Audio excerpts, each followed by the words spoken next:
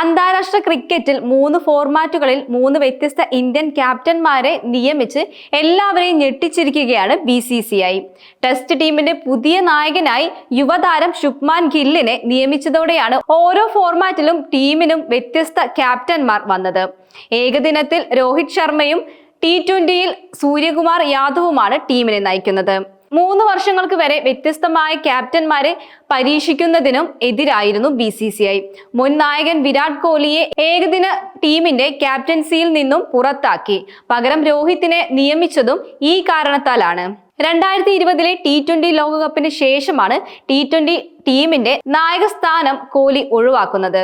എന്നാൽ ഏകദിന ക്യാപ്റ്റനായി താൻ തുടരുമെന്നും അദ്ദേഹം വ്യക്തമാക്കുകയും ചെയ്തു. കോഹ്ലിക്ക് പകരം T20 ടീമിന്റെ നായകനായി രോഹിത്തിനെ BCCI നിയമിക്കുകയായിരുന്നു. വൈറ്റ് ബോൾ ഫോർമാറ്റുകളിൽ 2 ക്യാപ്റ്റന്മാരെന്ന രീതി ടീമിന് തിരിച്ചടിയാകുമെന്നും ചൂണ്ടിക്കാട്ടി അധികം വൈകാതെ ഏകദിന നായക സ്ഥാനത്ത് നിന്നും BCCI പുറത്താക്കുകയും ചെയ്തു. അന്ന് കോഹ്ലിയുടെ ക്യാപ്റ്റൻസി തെറിപ്പിച്ച അതേ BCCI തന്നെയാണ് ഇപ്പോൾ 3 വ്യത്യസ്ത നായകന്മാരെ നിയമിച്ചിരിക്കുന്നത്.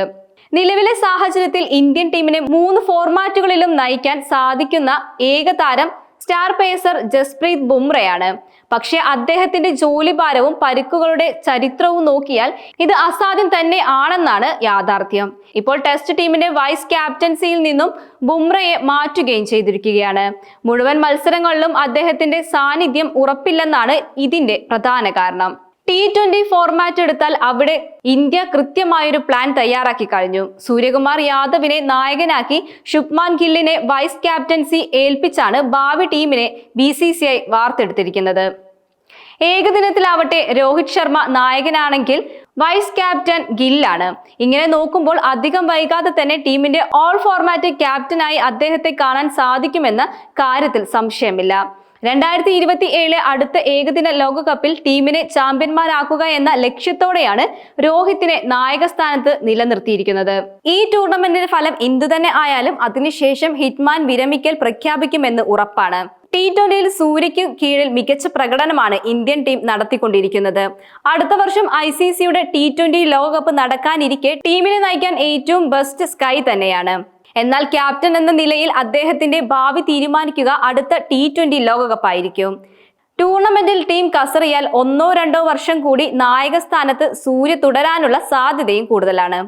ഇന്ത്യൻ T20 ടീം ക്യാപ്റ്റനായി സൂര്യകുമാർ യാദവിന് പകരം എന്തുകൊണ്ട് ശുഭ്മാൻ ഗില്ലിനെ നിയമിച്ചില്ല എന്നതാണ് പ്രധാനപ്പെട്ട ഒരു ചോദ്യം.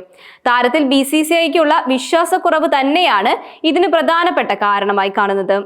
ഏകദിനം മാറ്റി നിർത്തിയാൽ മറ്റു 2ലും ഗില്ലിന്റെ ബാറ്റിംഗ് റെക്കോർഡുകൾ അത്ര മികച്ചതല്ല.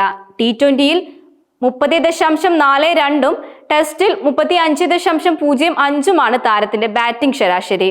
അതുകൊണ്ട് തന്നെ 2 ഫോർമാറ്റുകളിലും ടീമിലെ അവിഭാജ്യ ഘടകമല്ല അദ്ദേഹം. കഴിഞ്ഞ ബോർഡർ ഗവാസ്കർ ട്രോഫിയിൽ മെൽബൺ ടെസ്റ്റുകളിൽ ഗില്ലിനെ ടീമിൽ നിന്നും മാറ്റി നിർത്തിയിരുന്നു. കഴിഞ്ഞ വർഷം ജൂലൈക്ക് ശേഷം അദ്ദേഹം ഇന്ത്യക്കായി T20യിൽ പോലും കളിക്കുകയും ചെയ്തിട്ടില്ല. വിരാട് കോഹ്ലിയും രോഹിത് ശർമ്മയും സ്ഥിരം ക്യാപ്റ്റൻസി ഏറ്റെടുക്കുമ്പോൾ എല്ലാ ഫോർമാറ്റുകളിലും അവർ അവിഭാജ്യ ഘടകമായിരുന്നു. പക്ഷെ ഗില്ലിന്റെ കാര്യത്തിൽ നമുക്ക് ഇത് പറയാൻ സാധിക്കില്ല.